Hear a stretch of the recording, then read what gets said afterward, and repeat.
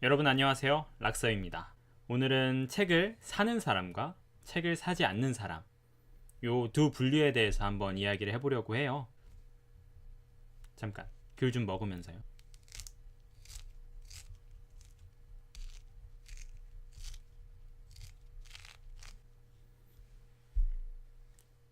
책을 사는 이유와 책을 사지 않는 이유는 당연히 여러 가지 이유로 구분할 수 있겠죠. 그 중에 첫 번째는 내 책, 독서 습관과 조금 관련되어 있는 특징에 대해서 이야기해 보려고 합니다. 쉽게 말하여 필기파와 깨끗파가 있겠죠. 한쪽은 필기를 많이 하고 한쪽은 책을 깨끗이 쓰는 사람들이 있겠죠. 먼저 고백하자면 저는 지금은 필기파입니다. 지금 살짝 제가 책 한 권을 살짝 보여드리면 이렇게 포스트잇 같은 것도 상당히 많이 붙이고요. 보시면은 밑줄도 좀 많이 치는 편이에요.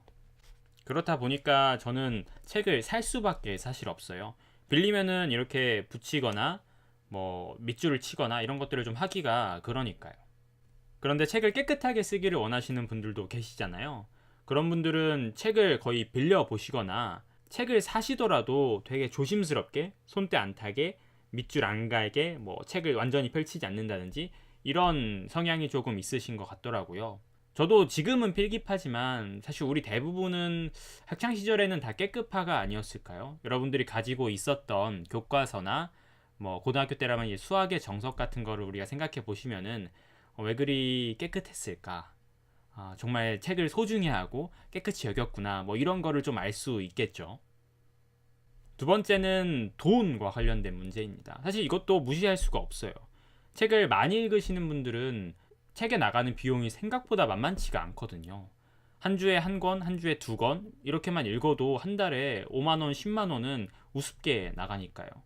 어찌 보면 이 경우가 제일 커서 그냥 책을 사서 읽기보다는 빌려서 읽으시는 분들이 좀 많으신 것 같아요.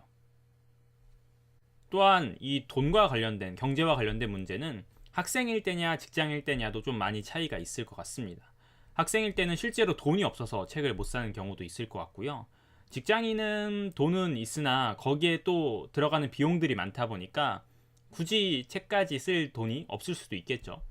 그런 면에서 책을 많이 읽으시는 분들은 회사 중에서 책과 관련된 복지가 있는 회사를 상당히 선호하시더라고요. 뭐 일례로 배달의 민족 같은 회사에서는 책을 구매하는 비용 같은 경우는 거의 무제한적으로 지원을 해준다고 해요. 이런 게 진짜 복지가 아닐까? 라고 책을 좋아하시는 분들은 생각을 하시겠죠. 그런데 제가 아까 저는 책을 사는 편이라고 말씀드렸는데 그렇다고 또 한편으로 생각해 보면은 제가 학생 때 돈이 없을 때 책 소비를 줄였냐? 그건 또 별로 아닌 것 같아요. 그냥 먹을 거 아끼면서 책을 샀던 편인 것 같습니다. 이런 건 그냥 혹시 수집욕이라고 해야 할까요? 제가 다른 건 욕심이 없는데 이상하게 책 수집욕은 좀 있는 것 같습니다. 책을 빌리게 만드는 또 하나의 이유 중에 하나가 보관이에요. 책이 한 권, 두 권 쌓이다 보면은 생각보다 부피를 많이 차지하거든요. 저는 책을 좋아하지만 아주 많이 읽는 편은 아니에요. 저는 한 책을 여러 번 읽는 편이라서 한마디로 여러 권을 읽는다라기보다 한 권을 계속해서 읽는 편인데 그럼에도 불구하고 제가 가진 책이 200권에서 300권 되다 보니까 놓을 공간이 조금 애매해지죠.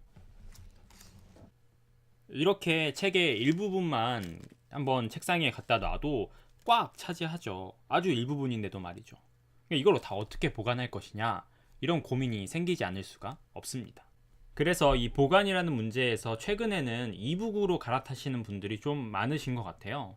이북이 아직은 단말기가 그렇게까지 성능이 좋진 않지만 그래도 책 읽는 데에는 크게 문제가 없고 무엇보다 이북 하나에 진짜 수많은 책이 들어갈 수 있으니까 출퇴근하시면서 책을 읽으시는 직장인 여러분들은 좀 아무래도 이 이북이 상당히 편하게 작용을 하시겠죠.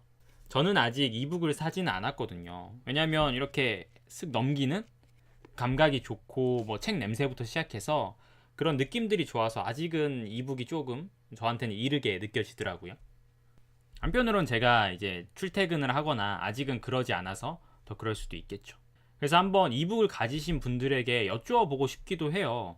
이 전자책을 사고 나면 정말 더 많이 읽게 될까? 아니면 우리가 이 수없이 샀던 전자기기들처럼 한두 달 지나면은 역시 그냥 보관용으로 또 다른 장롱 속의 물건으로 변하고 마는 것일까? 이런 것들도 좀 궁금하더라고요. 마지막으로 제가 책을 사는 이유라고 한다면은 저는 다시 읽고 싶을 때가 좀 많아요.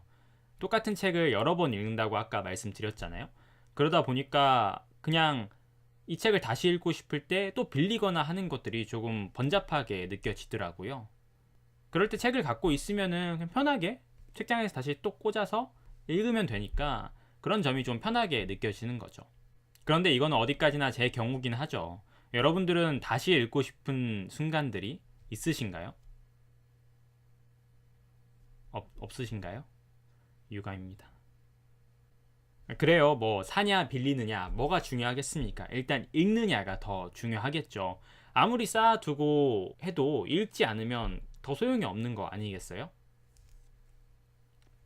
근데 또 한편으로는 결국에는 마음에 드는 책은 사게 되는 것 같아요. 생각해 보면은 뭐 만화책 좋아하시는 분들은 슬램덩크라든지 특히 남자들은 더더욱 그렇죠. 왜 굳이 완전판으로 그걸 사서 집에 보관을 해두어야 하는가 이런 의문이 생기는데 그거는 실제로 이거를 읽겠다는 목적으로 산다라기보다 어떤 상징물로서 내가 갖고 싶은 것, 책 그 이상의 가치를 부여하는 거 아니겠습니까? 혹은 이제 아이돌 팬 여러분들이 아이돌 앨범을 살거나 좋아하는 가수, 뭐 좋아하는 어떤 그룹의 앨범 및 다른 굿즈를 산다는 것도 똑같은 의미겠죠. 그런 의미에서는 무슨 인터넷에 떠도는 살놈살, 살놈은 산다 뭐 이런 말처럼 살책산, 살책은 산다 정도로 되지 않을까 싶기도 합니다. 여러분들은 어떠신가요? 책을 사시는 편인가요? 아니면 책을 빌리시는 편인가요? 지극히 책을 사는 제 주관적인 입장에서 다소 의견이 반영되어 있을 수 있으니 책을 빌리시는 분들이 계시다면 여기에 반박할 수 있는 재미있는 이유들을 알려주시면은 저도 좀 생각이 많이 바뀔 수 있지 않을까요? 물론 그럼에도 전 책 사겠죠. 지금까지 락서였고요. 여러분 뭐 책 사시든 빌리시든 일단 많이 읽으시기 바랍니다. 그리고 요즘 귤 맛있으니까 귤도 꼭 사드세요. 그럼 안녕히 계세요.